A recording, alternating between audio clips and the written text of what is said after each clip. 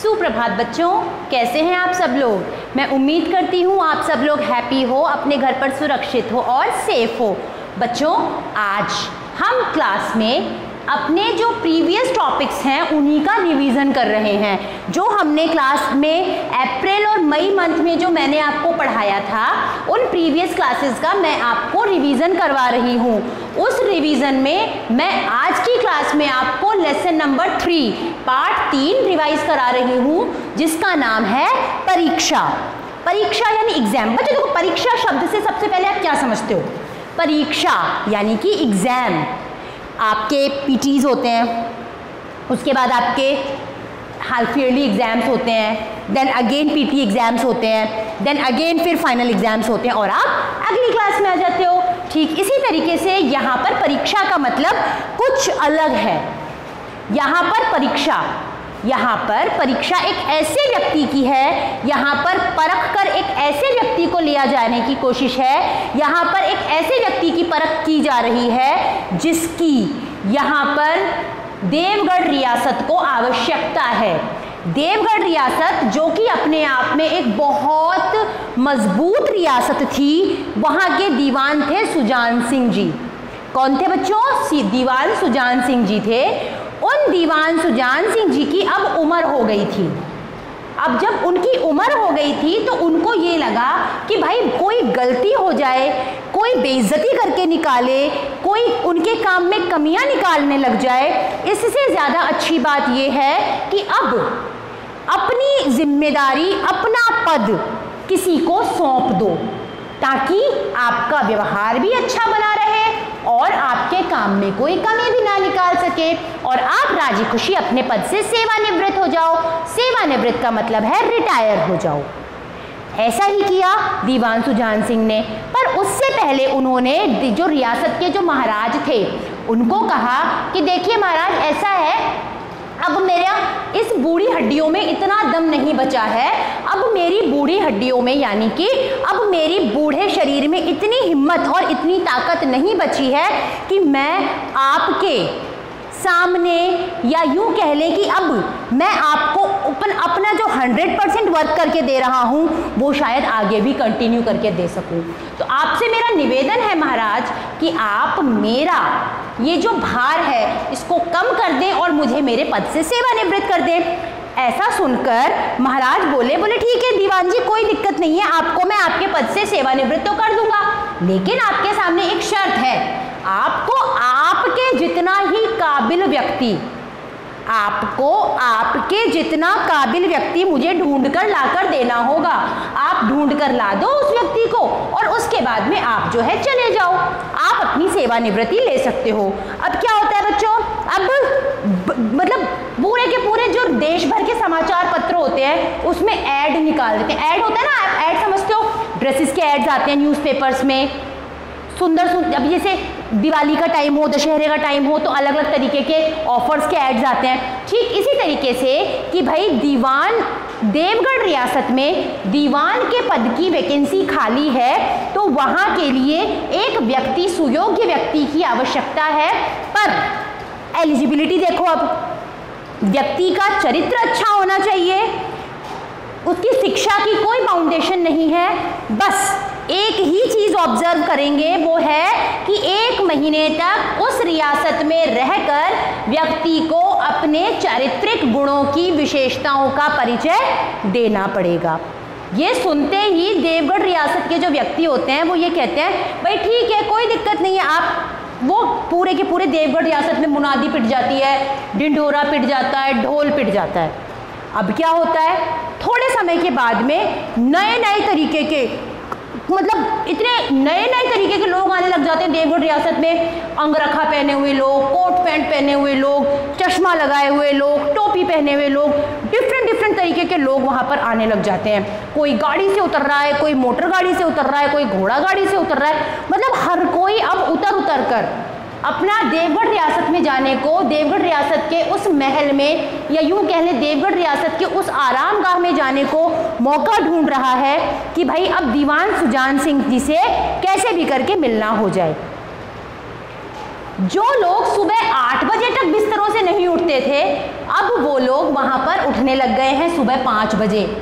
जो लोग लड़ाई झगड़े की बातें करते थे, आजकल वो रीति नीति की, धर्म की, इन सब चीज़ों की बातें करने लग गए हैं। जो लोग कभी एक दूसरे को देख देख कर एक दूसरे की जली कटी बातें सुनाने से बाज नहीं आते थे, आज वो सारे के सारे क्या करने लग गए हैं? आज वो सारे के सारे लोग जो है वो इकट्ठे रह करके, जैसे कहते हैं ना, मतलब बहुत सारे लोगों को मिलाकर एक जगह इकट्ठा कर दिया। तो ये काम किया दीवान सुजान सिंह जी ने। उन्होंने भिन्न भिन्न तरीके के दिखने वाले, भिन्न भिन्न तरीके के लोगों को एक साथ इकट्ठा किया, और इकट्ठा करने के बाद में क्या किया बच्चों? एक साथ इकट्ठा करने के बाद में उन्हें एक जगह रहने को बोल दिया। एक दिन लोग बाग बोर हो गए बहुत, जो दीवान पद के जो उम्मीदवार थे वो सारे के सारे बोर हो जाते हैं। वो कहते हैं भाई आज तो बोर हो गए, आज तो हम बहुत ज़्यादा परेशान हैं, तो आज तो एक काम करते हैं, हॉकी का मैच हो जाए।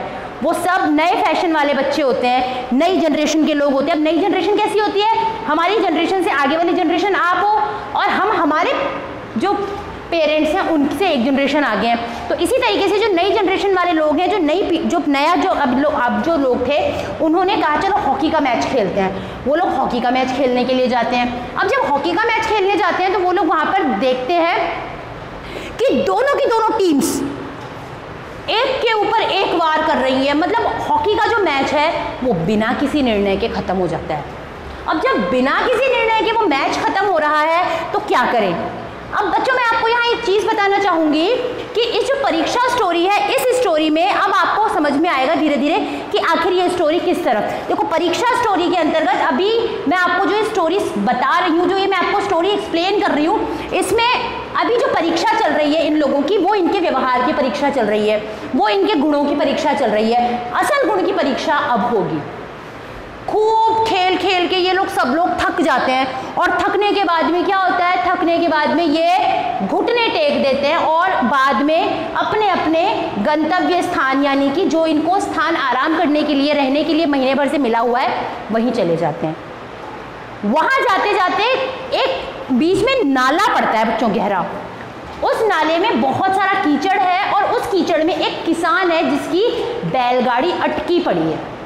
अब बेचारे उस किसान की जो बैलगाड़ी अटकी पड़ी है, वो बार बार बैलों को हुंकार रहा है, और उसकी गाड़ी पर खूब सारा अनाज इकट्ठा है। वो अनाज के बोझ से लदी हुई है वो गाड़ी। तो वो ये देखता है कि भाई ये हो क्या रहा है। ऐसे में वो क्या करता है? परेशान होता हुआ बार बार बैलों को हुंकारता है। आगे बढ़ते हैं बैल, फिर फोर्स के साथ वापस आ जाते हैं। मतलब पूरी तरह से बैल भी ताकत नहीं लगा पा रहे होते हैं, और ये जो व्यक्ति है ये भी नहीं लगा पा रहा होता है अपनी पूरी ताकत। वहाँ पर जाने आने वाले सब लोग जा रहे आ रहे हैं, लेकिन सब अपनी नाक में कि भाई हम क्यों, हम तो दीवान पद के उम्मीदवार हैं, ऐसी छोटी मोटी चीज़ें थोड़ी ना करेंगे। वो क्या करते हैं? वो वहाँ से निकल जाते हैं। एक व्यक्ति होता है वहाँ पर जो कहता है चलो एक काम करते हैं, आपकी गाड़ी निकलवा देते हैं, अपने जगह पर आराम करने, तो मैं बाद में भी चला जाऊँगा। वो कहते हैं भाई ठीक है। तो वो क्या करते हैं? गाड़ी को धक्का लगाते हैं, जोर लगाते हैं, थोड़ी जोर आजमाइश होती है, और गाड़ी पार हो जाती है। तभी अचानक से उस व्यक्ति की, यानी उस व्यक्ति की और जो गाड़ी वाला बूढ़ा व्यक्ति होता है, उन दोनों की आंखें आपस में मिल जाती हैं। और जब दोनों की आंखें आपस में मिल जाती है तो एकदम से वो व्यक्ति अपना, जो गाड़ी वाला व्यक्ति होता है, वो अपना मुंह ढक लेता है। अब जब मुंह ढक लेता है तो वो कहता है भाई तुमने मुंह क्यों ढक लिया? वो फिर भी अपने अपने काम पे वो दोनों के दोनों चले जाते हैं। दूसरे दिन रिजल्ट की बारी होती है कि भाई अब दीवान पद के उम्मीदवार के नाम को घोषित करेंगे कि भाई कौन व्यक्ति जो है वो दीवान बना है। तो सरदार सुजान सिंह खड़े होकर कहते हैं कि भाई आप लोगों का बहुत बहुत धन्यवाद कि आप लोगों ने इतना कोऑपरेट किया। आप लोग आए, आप लोग 1 महीने तक अपने आचरण की, अपने विचारों की, अपनी हिम्मत की, सब चीज़ों की आपने परीक्षा दी, लेकिन आप सब में से जिस पर लक्ष्मी की कृपा बनी है, कहने का मतलब आप सब में से जो इस परीक्षा में पास हुआ है, जो दीवान पद का अब सही उम्मीदवार है, मैं उसका नाम आपके सामने घोषित करता हूँ। वो कहते हैं भाई बताओ। सब लोग सोचते हैं, हर कोई एक दूसरे को गर्व और घमंड की दृष्टि से देखने लग जाता है कि हाँ हो सकता है मेरा नाम हो सकता है मेरा नाम हो। दीवान सुजान सिंह जी एक बार में नाम अनाउंस करते हैं और वो कहते हैं कि मैं पंडित जानकी नाथ को दीवान पद के उम्मीदवार के रूप में सफल घोषित होने की बधाई देता हूँ। यानी पंडित जानकीनाथ जो हैं वो दीवान बन जाते हैं। वो दीवान क्यों बनते हैं बच्चों?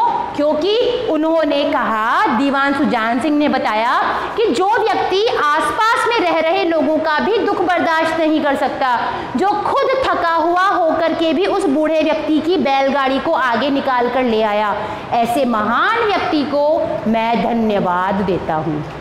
ऐसे महान व्यक्ति को मैं दीवान पद का उम्मीदवार चुने जाने पर कोटि कोटि धन्यवाद देता हूँ, क्योंकि उसने सही मायने में, सही अर्थों में ये काम किया है। बच्चों, मैं आपको बताना चाहूँगी कि मुंशी प्रेमचंद जी के द्वारा लिखित ये जो स्टोरी परीक्षा है, ये बहुत फेमस स्टोरी है और मुंशी प्रेमचंद जी की बहुत प्रसिद्ध कहानियों में से एक कहानी है। इस कहानी में मानव के सही मानवीय गुणों के बारे में हमें बताया गया है। मुंशी प्रेमचंद जो कि बहुत अच्छे कवि, बहुत अच्छे लेखक हैं, जिनका 1880 में जन्म हुआ था और 1936 में उनकी मृत्यु हुई थी। गोदान, गबन, रंगभूमि, परीक्षा, ये सब इनके द्वारा लिखी गई कुछ रचनाएं हैं जो पूरे के पूरे देश में, या यूँ कह ले पूरे के पूरे संसार में आज भी पढ़ी जाती हैं, शौक से पढ़ी जाती हैं। उसमें अच्छे अच्छे गुणों को मानव अपने भीतर उतारने की कोशिश करता है। आज की इस स्टोरी परीक्षा में मैंने आपको यही एक्सप्लेन करने की कोशिश की है कि किस प्रकार से मानवीय गुणों का होना व्यक्ति में बहुत बहुत आवश्यक है। अगर व्यक्ति में मानवीय गुण हैं तो वो हर तरीके की समस्या से पार पा सकता है, हर समस्या का वो समाधान निकाल सकता है। तो बच्चों, मैं आपको भी यही कहूँगी कि आप सभी अपने भीतर मानवीय गुणों का विकास करो, अच्छे व्यक्ति बनो, सभी की मदद करो, क्योंकि मदद करने वाले व्यक्ति को कभी भी बुरा नहीं कहा जाता है। तो आज की क्लास के लिए बच्चों बस इतना ही। मैं उम्मीद करती हूँ आपको मेरा पढ़ाया हुआ टॉपिक समझ में आया होगा। अपने घर पर रहिए, सेफ रहिए, सुरक्षित रहिए। धन्यवाद।